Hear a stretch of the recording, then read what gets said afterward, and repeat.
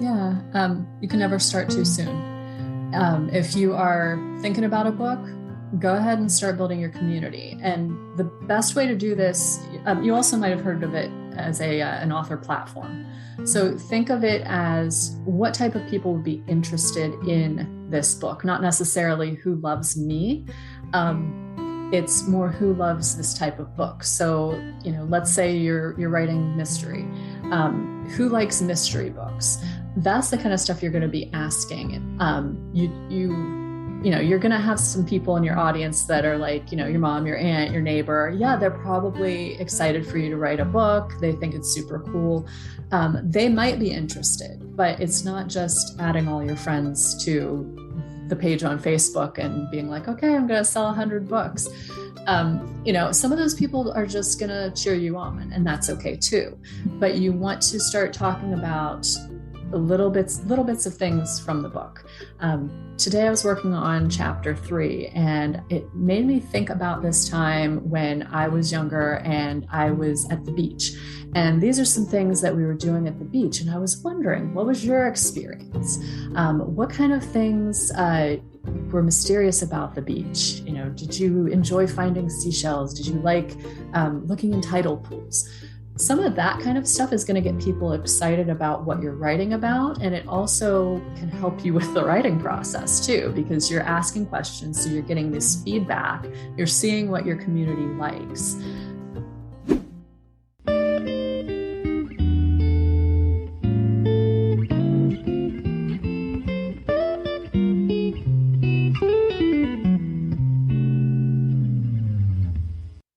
Welcome to the podcast. So glad to have you guys back again. So I have today with me, Cori Wamsley is on the podcast. Cori is an author, a book coach, a publisher, and she's here to talk about her new book. But as well, we start off the podcast sharing great tips for authors, some really interesting comments and discussion to help authors today. So if you're an author listening, you should stick around. Hear about Cori's book, but also get some really practical advice from somebody in the trenches, just like you, who can help you in your journey as an author here on Living the Next Chapter. Thank you so much for listening. Here we go. Hello, everyone. Welcome back to the podcast. So glad to have you back. Today I have with me an author, and going to be sharing something beach-themed. How's that? We're going to brave the shore today. Braving the Shore is the book. And we have with us today, Cori Wamsley is with us. Cori is a writing coach. She does a lot of great things to help other authors, as well as being an author herself. Hi, Cori. How are you? I'm great. Thank you for having me on. Excellent. Can you expound on the details that I've shared so far and share a little bit more about yourself with the audience? That'd be great. Sure. Yeah.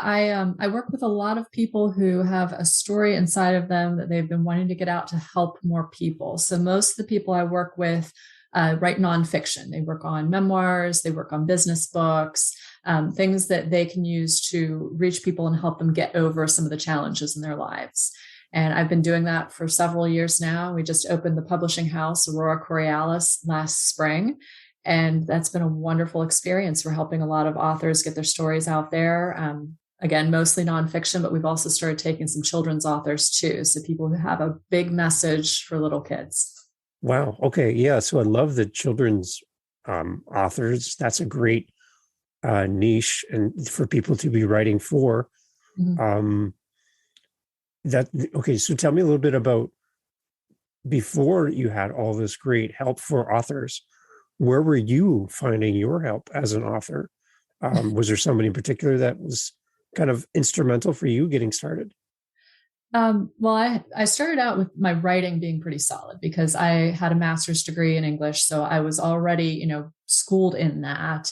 I worked as a professional writer for 10 years. So I had lots of mentors who I worked with there. So I was really solid with the writing piece. But what I didn't know was everything else involved in the journey. And there is a lot more than just writing the book. Writing the book is just the beginning. You have, you need to find an editor. You need to have somebody who is a professional cover designer. You need to know how to get the book in front of the people who want to buy it, because putting your book up on Amazon and crossing your fingers doesn't get you a lot of sales. So I really struggled with that part of it. And, along the way, I had to dig around online and try to find people and reach out to, every once in a while, I'd run across an author and be like, hey, who did you work with? Did you like working with this person? So that's one of the reasons why I wanted to create my publishing house, was so everybody could just say, okay, here's the book. You do the stuff that you know how to do. Yeah. I'm too busy to be digging around online. So yeah, I guess we're all, in a sense, we are the victim of whatever comes up in that Google search as we're trying to find answers. And you can get some really great answers, or you can get misled and sent down a path that doesn't serve you as an author. So clearing out the noise, I guess, is the one thing I've heard from so many authors who write in a vacuum. They create something on their own, and they're missing that community piece or that professional support to do something that honors the amount of work that it takes to write something. Like, it's amazing, right? So to have somebody in their corner to help them with that, I think that's going to set you up for better success right from the beginning, right? Right, absolutely. And, one of the issues is you've put your heart and soul into this work, and you don't want it to, just be out there. You want it to be polished. You want it to be professional. It's representing you, and it's a piece of you. So it is something that you have to work on to be able to find these people, or to find the right person who has the connections for you. When I first was writing my first novel, that was something that I struggled with, because I had all these friends who were professional writers and editors, but they didn't do books, or they didn't, do stuff on the side. Because they weren't in the industry, they didn't really know what the standards were. So I had to find those people. And I ended up finding someone just across town from me. I live in Pittsburgh, PA. And I found somebody who was an editor, and she kind of took me under her wing and was like, okay, these are some things you need to do. These are changes you need to make in your writing. These are some people you need to be reaching out to. And, I'm really thankful that I ran into her, because I wouldn't have known otherwise. So are there some general considerations for new authors that are listening to the podcast to kind of get them on the right path from the beginning, so that they're more effective? Maybe they can shave off a little bit of time that it might have taken in the past to get to where they should be. Are there some simple little steps that authors can put into place right now when they're writing their book? Yeah. So some things that I would look at first are, like, where do you want to publish? Do you want to self-publish? Do you want to work with a hybrid agency? Like, that's what we do. We're a hybrid, or a traditional agency, like you might find in New York. It's going to be different no matter where you work. And you need to look at what your goals are with your writing. If you just want to do something that's maybe more local and you don't have a big audience, then maybe self-publishing is going to be a better option for you. If you're willing to play the waiting game and pitch to agents and, wait to get a publisher, then maybe traditional is going to be better for you. But you need to figure out where you want to be and weigh the pros and cons before you start searching for editors and searching for cover designers and all that stuff, because there are different expectations depending on what route you go for publishing. Just as an example, like if you're doing a children's book and you want to pitch to a traditional publishing house, you don't want to have all the artwork created and have the whole book put together and be like, here it is, because a lot of times they have children's illustrators that they work with. And if you send them illustrations, they might think, oh, this person's going to be a pain in the butt to work with. They are committed to these illustrations, and they might turn you away for that reason.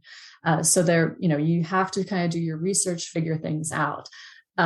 And as far as the research goes, digging around online takes a lot of time. So reaching out to libraries, I know I have connections with a lot of the local libraries, and they can send people to me or say, hey, you should reach out to Cori and ask her if she knows somebody who does this. A lot of them will have connections with local editors or publishers or whatever. So libraries are always a great resource. If they don't know, start looking in the entrepreneurial community in your area, because a lot of those people have written books for their businesses and they are 100% committed to having a professional book. So you know that they're going to be vetting editors. They're not just going to, call up their high school English teacher and say, hey, are you busy? You want to read my book? Yeah. They're going to find somebody who has the skills in that industry. So that's always a good way to go. And then, of course, there's writing communities in your area, either professional writers or, some amateur writers will get together and write. And some of them have connections. And of course, we have social media. You can always search for people. So, reaching out, I always say, make sure you check the testimonials though. Make sure that you see who they've worked with, look at what their pricing is. If they're priced really cheaply, that's always kind of a red flag. I know this is a really long answer. Yeah, no, I love it. It's great. But yeah, looking at some of the pricing, if it's really, really low, then they may not value their work or they may not have a lot of experience in the industry. So, just a variety of things to look at there. So tell me some of the advantages of a hybrid model that you're offering, maybe in comparison to self-publishing, for example. Okay. So hybrid is kind of a blend of self-publishing and traditional publishing. So we allow for a little less of a time frame. You might be pitching for a traditional house for years and years and years before you actually get an agent and get into a publishing house. But with a hybrid agency, you can say, I'd like to publish in the next year. I have an audience that I want this book for, and you can decide that you want it on your time. With my house, we always give people a little bit more flexibility with, like the book cover. So we would have them sit down with the cover designer and share their thoughts. They approve the book cover. We don't just say, okay, these are the 3 you pick from, and it's got to be one of these. Mm-hmm. With a traditional house, you would have more of that kind of stuff. They put a lot more of their branding into it. With self-publishing, it's a little more difficult because you have to find all your own experts. You have to figure out how to publish, which can be a challenge too. But we handle that kind of stuff for you. So it gives you more flexibility, more of your say in it, and also the professional level that a traditional house offers. So would it be accurate to say that self-publishing is more of a do-it-yourself model, where hybrid would be a do-with-you model? Yeah. And then a full publisher would be done for you. Would that make sense? Yeah, that makes sense.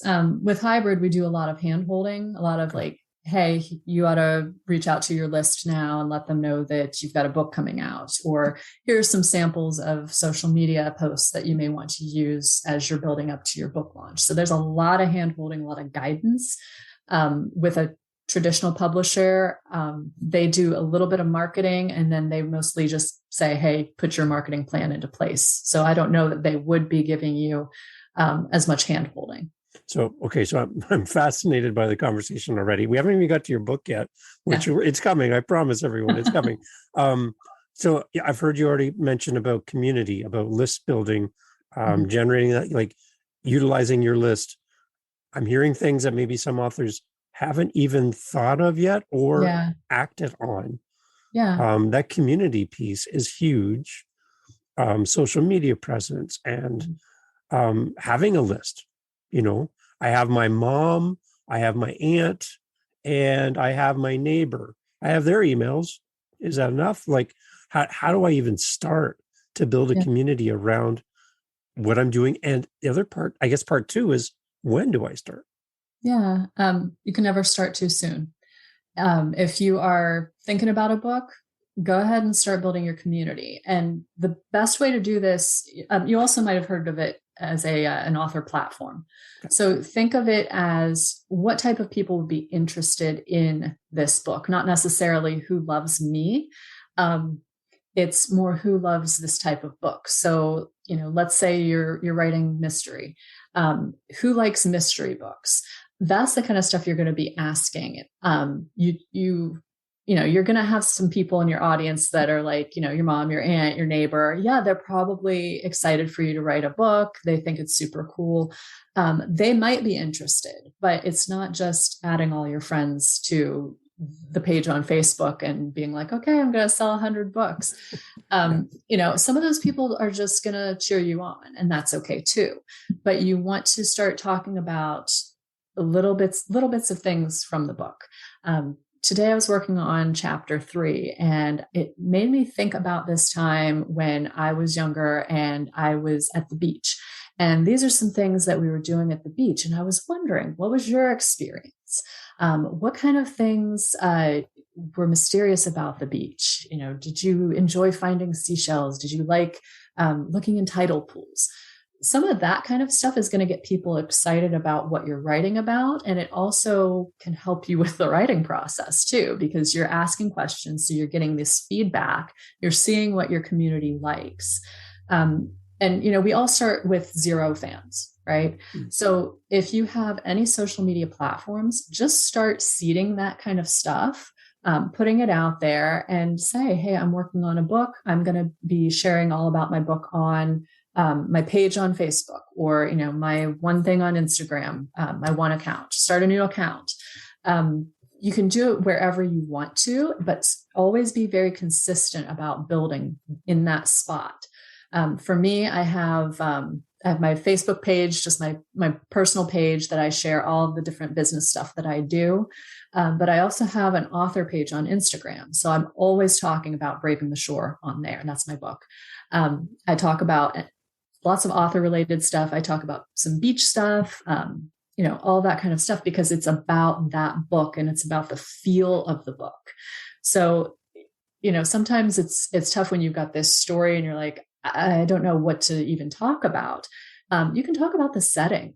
Everybody enjoys talking about the setting. If it takes place in your hometown, talk about hometown, talk about the feel of hometown, emotions, feelings, all of that kind of stuff is going to be really good for getting people interested in what you're writing about.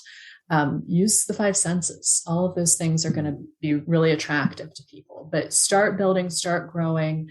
That's always the first step, is that social media thing. And then, we could talk all day about building an email list from there. Right, exactly. Yeah. And just finding your tribe, right? I'm thinking of finding like the water cooler conversations around the topic of your book.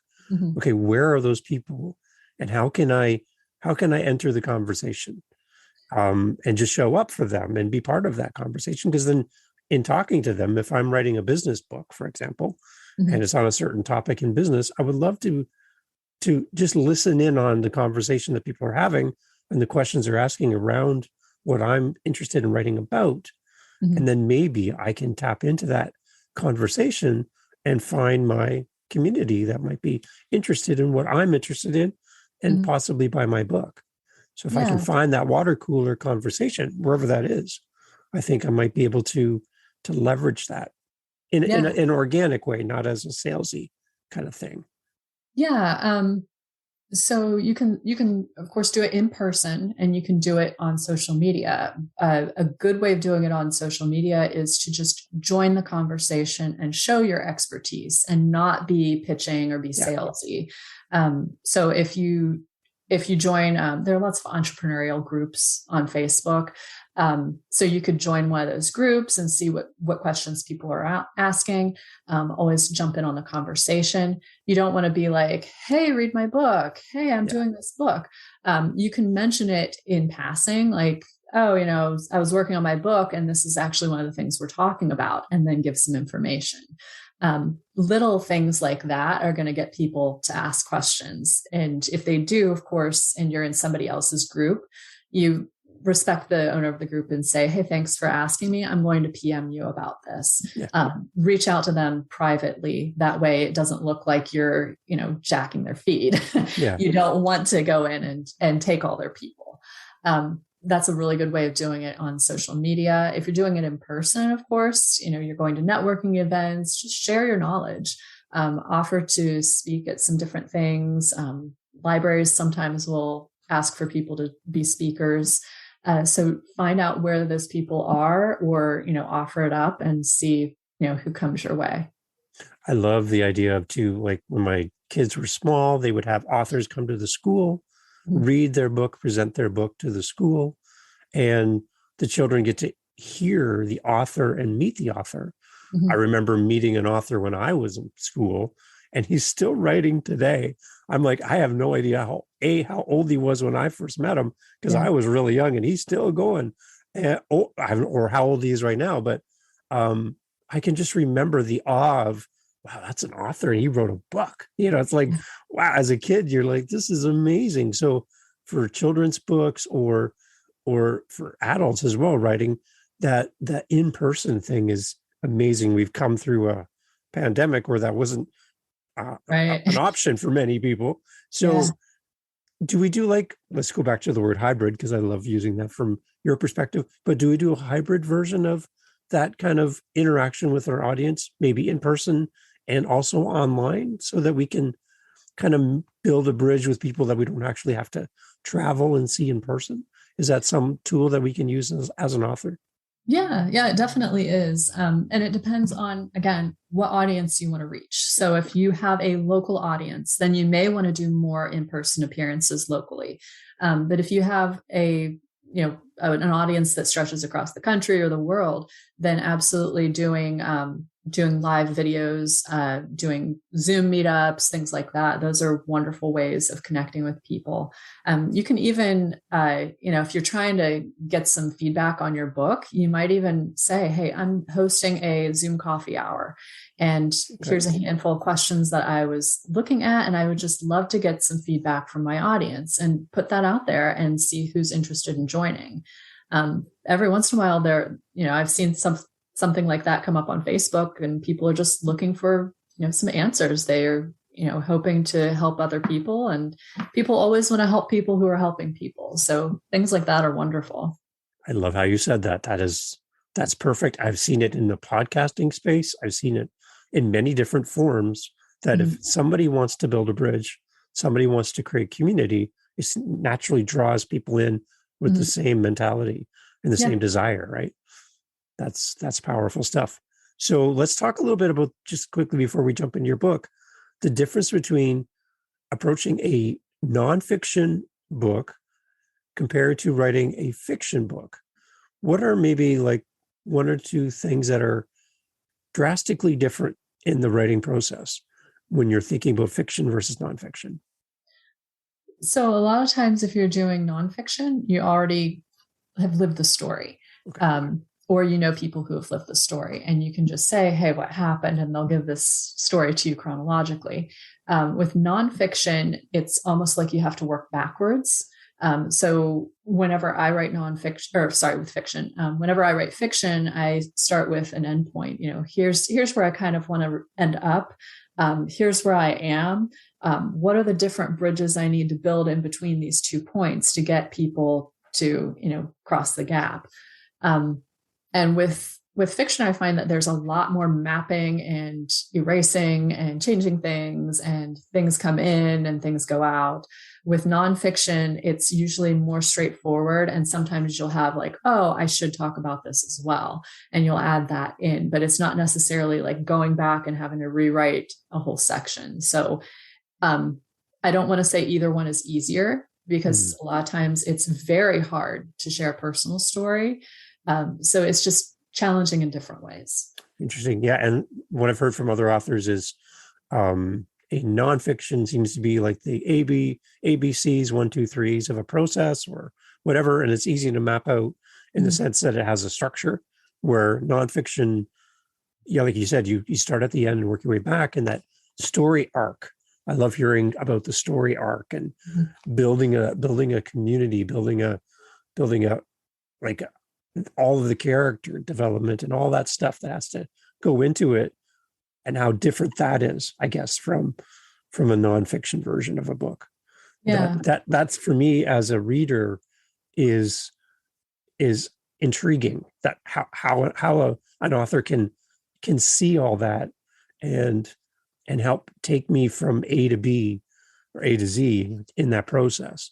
I'm always fascinated by how they do that. That's amazing. Yeah, yeah, it's always very interesting to take a character and figure out what their motivation is, what sort of backstories they have that drive them. Because you can take, you have all these blank characters and you can give them all these traits, but they have to make sense based Yeah. on, their backstory, based on what they want out of their lives, all these different things. So it's very interesting to look at it from that perspective. And when you're doing nonfiction, you're more looking at what are the challenges that my reader is overcoming that I need to address in this book? So it's more of an outside versus an inside. Yeah. So I feel like we've had a master class now from your perspective, Cori. This is really very exciting. I'm really excited to have this conversation. So now let's segue. Here we go. I guess it's not really a segue if you say segue, but let's have a segue now into your book. Tell me about where you ended up, your final part in your book, and how you worked your way back in writing your book. So I actually started out with a weird idea for a book before I even planned the book. I had seen a TV show where this tragedy happened, and somebody took advantage of the tragedy and did some illegal stuff. They ended up going to jail at the end of the show. And for some reason that was spinning in my head last summer. And I was like, wonder if you could take a character that's a good person and have this happen to them, unwittingly do some of these things and have the whole thing come out that, everything was better at the end than it was at the beginning. And I just kept playing with, well, what kind of character would that have to be? What would the backstory have to be? Who else would be involved in this? How would they pull this off with everybody being innocent? So that's where I started. And then, of course, the end point was that everybody's lives were improved at the end. And I knew, okay, this is where I want her to be. This is where I want her sister to be. This is what I want the next chapter to be for their lives. So that's how I actually worked backwards. I knew that improvement, that was really what I wanted for them, because they both had happy lives. It's about two sisters. I didn't even talk about that. Yeah. Twin sisters who get together for their birthday at the beginning of the book. And by the end of the book, their lives have both changed so much, but it's, just even better than what they had before because of this tragedy that happened to them and the journey they went through accidentally. Okay, so that's very interesting. So can you kind of set the scene a little bit about where this story is taking place?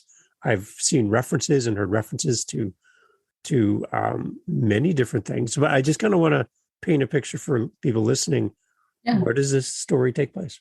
Yeah, it takes place on an island I made up, Sorrel Island. It's off the coast of Maryland, and it has a kind of a mid-Atlantic sort of northeastern vibe to it. So it's very laid back, it's beachy, and these two sisters get together. They grew up there. The one has remained there, and she has a daughter. She has a business there. The other one left after high school and has been traveling all over the world. And they're getting together for, I think, their 35th birthday. And they decided that, hey, this would be a perfect time. It's kind of a milestone birthday. We're going to get together and celebrate together. And then that's when everything kind of unravels. So the one sister's been in place the whole time. The other one comes back. And she's been all over the place. But of course, both of them have been, they've been living very different lives. And they've had wonderful things happen in those very different lives. But then they also, like everybody else, they want more. Yeah. So, okay. So I love, for those who can't see Cori talking as she explains this, just how authors light up when they start talking about what they wrote. And it's almost like a card game where you seem to be holding cards that we don't know about yet. You have parts of the story that obviously you're not telling us because you want people to come and buy the book, which people should, obviously. But it's like you have these cards hidden that you would love to show us, but you're going to have to find out for yourself. And I love that kind of, she got us, like now I'm curious. I want to know what's going to happen. And those plot twists and all those things. Do you take pride in that when you're writing your book, that you have this secret knowledge that no one else has from the first page of your book? Is that fun for you?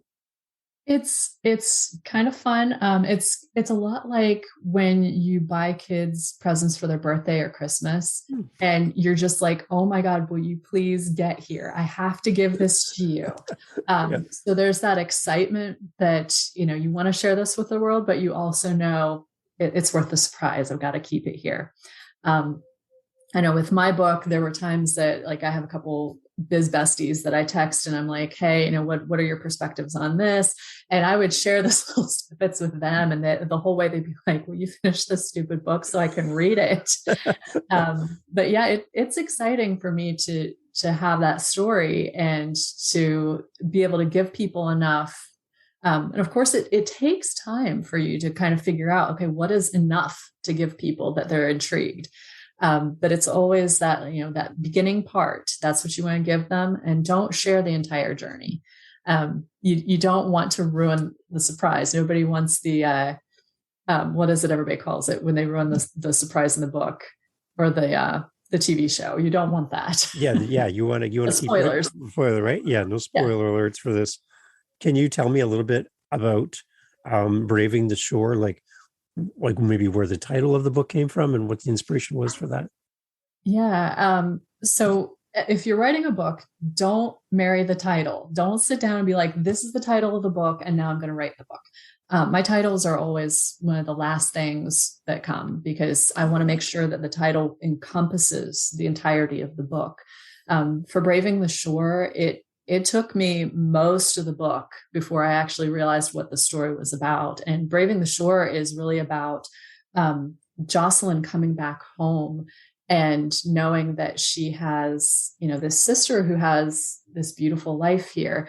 And she hasn't been home very much at all. And she's really going to sit and spend several weeks at home. What it's like for her, having traveled the world, to brave that shore, to come back across the shore and be in home. What is home to her? What does it mean now as an adult? Home for all of us changes.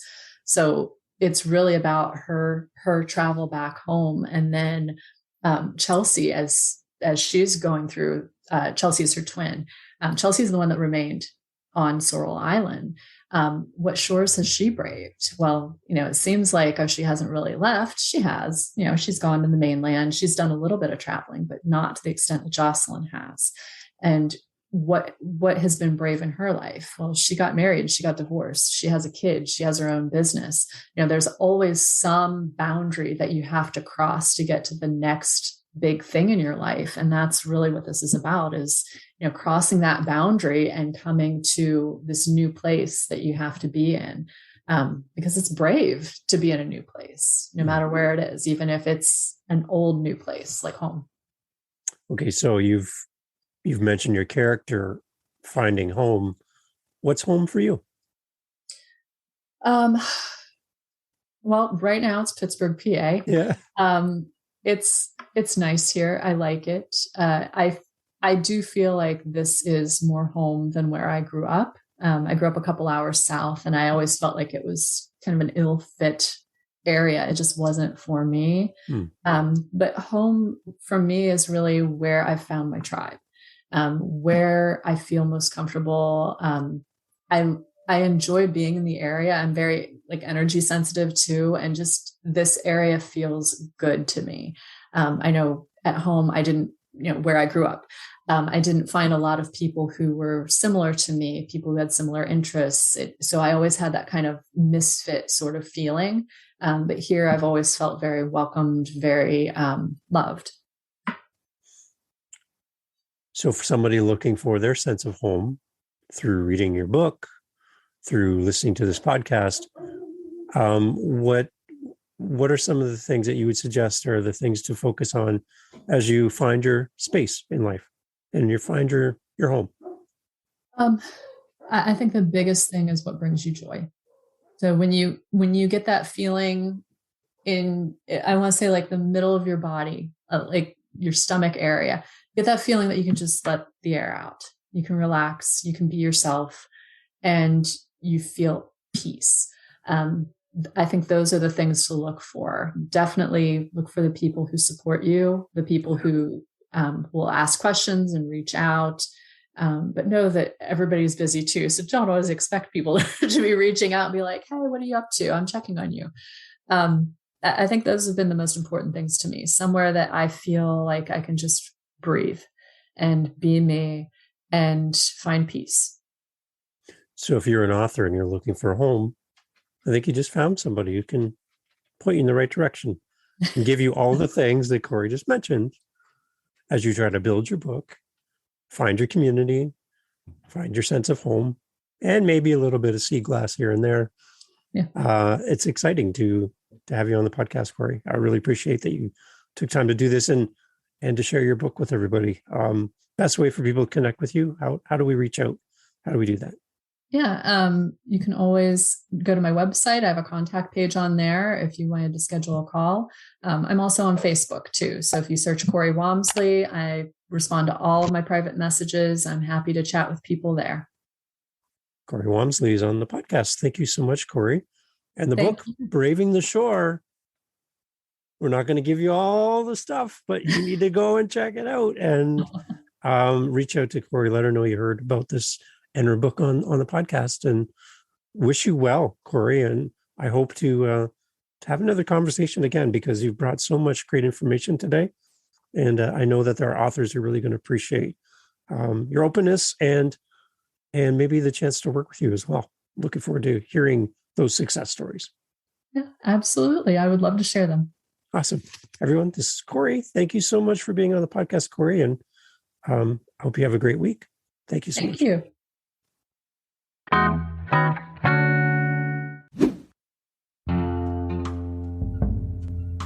Hey guys, thank you for listening to the podcast. Jump over to livingthenextchapter.com, our website, and you will see a spot where you can leave a voice message. We'd love to hear your feedback. We're trying to make it as easy as possible to hear from you. So if you want your voice on this podcast, yes, that's possible. Go to livingthenextchapter.com. Click the little microphone icon, leave a voice message. And we'll insert your message into the podcast. Tell us where you're listening from. Tell us your favorite guest. Maybe there's a guest we should have on the podcast. Maybe you should be our next guest. Leave us a message at livingthenextchapter.com. Again, thank you so much for listening. Please share this podcast episode with one person. That's all we're asking. Meet you over there at livingthenextchapter.com. Thank you for listening. Thank you for sharing. Love to hear from you. Till the next episode. It's coming up right away. Be sure you hit that subscribe button. Thank you for being part of Living the Next Chapter. Thank you for supporting our guests. Have a great day.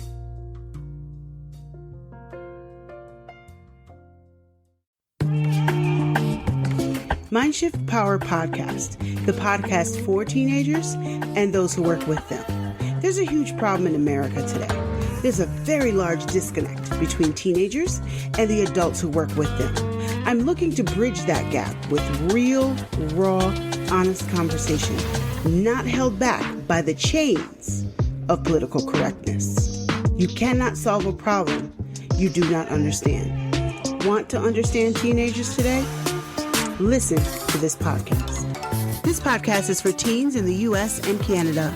To learn more, go to fatimabay.com/podcast or just look for Mindshift Power Podcast on any listening platform. I look forward to you being a faithful listener.